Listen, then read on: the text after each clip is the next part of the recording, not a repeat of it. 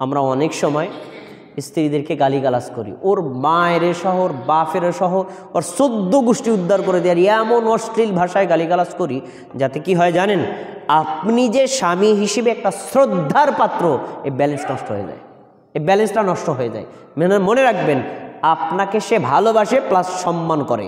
তো যদি আপনি তার সাথে এই অশ্লীল ভাষায় গালিগালাজ করেন, তার বাপ মার সাথে গালিগালাজ করেন, দুর্ব্যবহার করেন, সে ভালোবাসতে পারে কিন্তু সম্মান শেষ।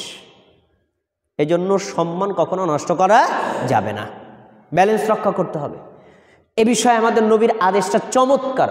তিনি নারীদের গঠনগত মানে জন্মগত কিছু বৈশিষ্ট্য তুলে ধরে আমাদেরকে শিক্ষা দিচ্ছেন। দেখেন তিনি বলছেন, সহিহ বুখারী হাদিস নাম্বার 3331, আন নবী হুরায়রা আনিন নবী সাল্লাল্লাহু আলাইহি ওয়াসাল্লাম قال, আবু হুরায়রা রাদিয়াল্লাহু আনহু বলেন, নবী সাল্লাল্লাহু আলাইহি ওয়াসাল্লাম বলছেন, ওয়াস্তাউসু বিন নিসাই খায়রা, হে পুরুষ জাতি, আমি তোমাদেরকে উপদেশ দিচ্ছি, তোমাদেরকে নির্দেশ দিচ্ছি, তোমাদের ওসিয়ত করছি, তোমরা তোমাদের স্ত্রীদের সাথে ভালো ব্যবহার করবা, স্ত্রীদের সাথে খারাপ ব্যবহার করবে না, তাদের সাথে উত্তম ব্যবহার করা, তাদের সাথে উন্নত মানের আচরণ করবা। এটা আমাদের নবীর আদেশ। কেন? কারণ বলছেন, শোনো, কেন আমি খারাপ ব্যবহার করতে বললাম না আর কেন ভালো ব্যবহার করতে বললাম, কারণটা জেনে রাখো। ফাইন্নাহুন্না খুলিকনা মিন দিলাইন, নারীদেরকে সৃষ্টি করা হয়েছে বাঁকা হাড় থেকে।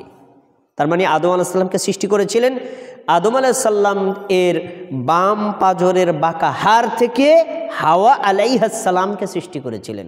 তাহলে হাওয়া আলাইহিস সালাম আদম আলাইহিস সালামের স্ত্রী, বাঁকা হাড় থেকে সৃষ্টি করেছেন। এখন তাদেরকে তো সোজা হাড় থেকেও আল্লাহ সৃষ্টি করতে পারতেন। সোজা হাড় থেকে সৃষ্টি করলে ওটা থাক কাদা মাটির মতো, আপনি যেদিকে ঘুরাইতেন সেদিকে যাইতো। ওদের সৃষ্টি হয়েছে বাঁকা জায়গা থেকে।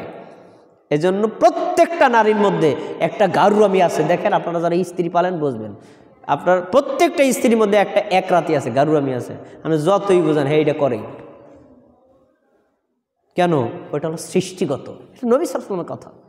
তাদেরকে সৃষ্টি করা হয়েছে বাঁকা হাড় থেকে। এখন কি করবে তুমি জানো? শোনো, ওয়া ইন্না আওয়াজা শাইউন ফিদ্দিলাই আলাহু, এই পাজরে যে কয়টা হাড় আছে না, তার ভিতরে যেটা বেশি বাঁকা, ওইটারই দিয়ে ওদেরকে বানাইছে।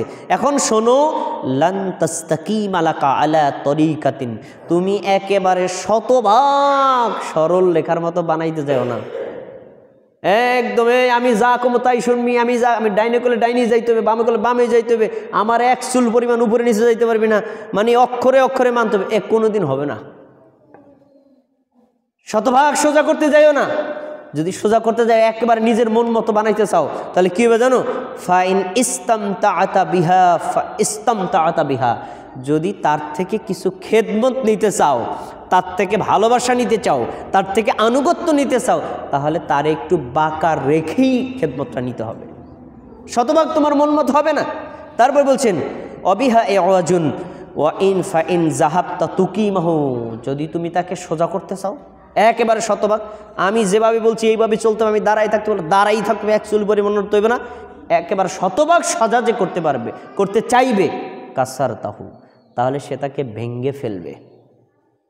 এই ভাঙ্গার অর্থ হাদিসেই বলা আছে, ভেঙ্গল ওয়াকাসরহা তলাকুহা। কাসরহা মানে যদি তাকে তার একেবারে তোমার শতভাগ মন মতো বানাইতে চাও, সে তোমার সংসার করতে পারবে না, লাস্টে তার তালাকই দেওয়া লাগবে। কোন নারী তার স্বামীর শতভাগ মন মতো হতে পারে না। নবী সাল্লাল্লাহু আলাইহি ওয়াসাল্লামের স্ত্রীদের এরকম আচরণ পাওয়া গেছে। নবী সাল্লাল্লাহু আলাইহি ওয়াসাল্লাম যেরকম চেয়েছেন, কিন্তু তারা একটু অন্য আচরণ করেছে। তিনি ধৈর্য ধারণ করে এটাকে মোটিভেশন দেওয়ার চেষ্টা করেছেন, কিন্তু তালাক দেন নাই, খারাপ ব্যবহার করেননি। তাহলে আমরা কি করব? এরপরের শব্দটা আরও বেশি গুরুত্বপূর্ণ। নবী সাল্লাল্লাহু আলাইহি ওয়াসাল্লাম বলছেন, ফাস্তাউসু বিন নিসাই খায়রা, অতএব তোমাদের উচিত স্ত্রীদের সাথে সর্বোত্তম ব্যবহার করা।